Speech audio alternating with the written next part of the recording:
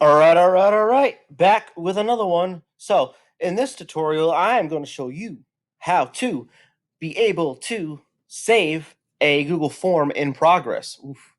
So I've been getting a lot of questions about if you could save, if there's a save function while you're taking a Google form, in case the Google form is long and students don't finish, they can come back to it later. Currently, there is no option to save and come back later, but there is a workaround. All right, so it's going to take a little work, but that's why it's called a workaround. All right, so the first thing that you need to do, okay, is you need to find your sock drawer. Remember, I always stress this. Always know where you make things and where you put things and where you store things. That way you come back to them and you know exactly where they are. So test folder, right? I'm going to make it in this sock drawer. So I'm going to go new, Google Forms, okay? So there's a specific way in which you need to make this Google form. So it's detailed, but you'll get the hang of it. All right. So the first thing you need to do is go up here to the cog wheel, and then you need to. I would hit collect email addresses. Just always want a double layer security there. And for this case, I would keep this checked, but for my case right now in this tutorial video, I'm going to uncheck it so I could do this in my other email so that I can show you what it looks like as a student. All right. And then crucial, hit that edit after submit. If you don't hit that, this is not going to work. Okay. So again, those are your settings. Okay. Make sure that you have that done. Now, let's just make a Google form. I'm going to make a quick one, right? I'm going to call test quiz. Right? So first thing I'm going to do is I'm going to label it out by sections. Okay. That's the key here. You're going to have sections. So down here is your section bar. Okay. We're going to go with, let's get rid of that. Section 1, right? And then we're going to go to section 2. Untitled section, we're going to name it whatever you want, all right? Demographics, right? And we're going to add a question, okay? So this is the same thing as making a Google form, except the only difference now is you're adding sections, which is key, okay? So the question would be last name, right? Let's do another question. First name, okay? That'll be your first section. Now we're going to click on the section tab right here, add another section, okay? Now this will start, right? We'll do like part 1. It doesn't matter how many questions you have. I would just divvy them up by sections, maybe 5 or 6 questions, however many sections you think that you would need. You'll understand why in a second, right? So I'm just gonna label this part 1. I'm gonna add a question, right? I'm gonna add what is your favorite color? Okay. Now I'm just gonna go blue, green, yellow, whatever. Okay, can't even spell. All right, let me add one more question. What is the date? All right, and I can fill out that. Right. So now, here's what I want you to do. After every section, I want you to add a question that's called, okay, save work. Right. So this is called question manipulation. I would call it. Right. So we save work, and then you're gonna have yes or no. Okay. Now we're gonna do some conditional formatting here. Right. Now I'm gonna leave that towards the end. I'm gonna make a couple more sections, and I'm gonna go back, and then I'm gonna let you know exactly what I mean by that. Okay. So make sure you have this at the end of every section. Okay. Now let's add another section. Section here, we'll go part B, right? Let's add a question. Favorite food, right? I'm just going to make that short answer, all right? Add another question. For the sake of time, I'm just going to put the same question I had up here, right? Save work.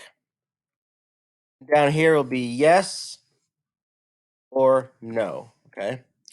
Now, I'm going to go through, just pretend, I'm not going to go through all the sections, right? You finish this form, you do the form until you're done with the actual quiz. Now, on the last section, right here, that you know that you're going to have the last section as, I would just title it last section. Okay.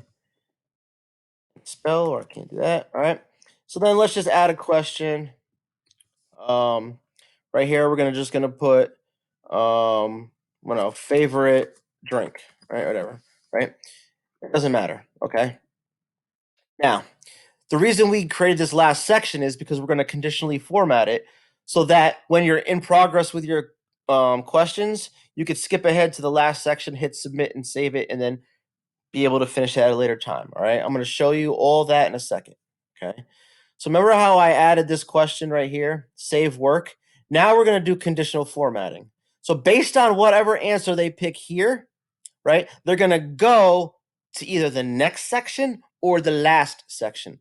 So for right here, I'm going to click right here, go to section based on answer. If they clicked yes, save work, well, then we're going to go to where? The last section.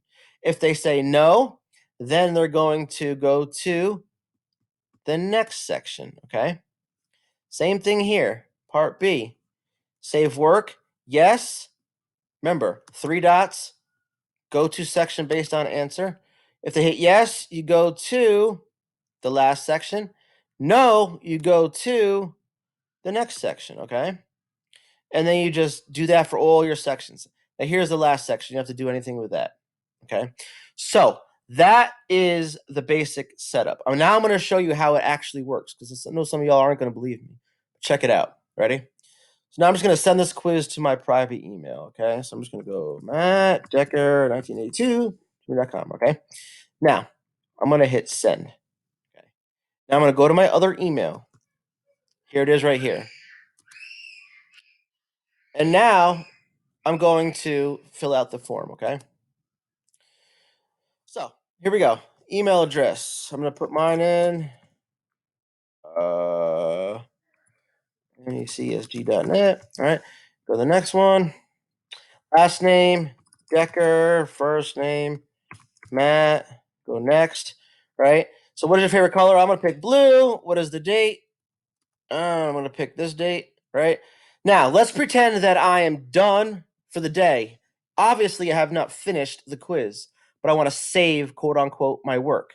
What do? I hit yes for save work, go to the next button, and I just hit submit. Now, here's what's crucial. You have to hit edit your response right after you hit submit. Once you do that, you have to go up to your URL bar, save the bookmark, save this form, this quiz as a bookmark. Okay? Name it saved quiz. Okay?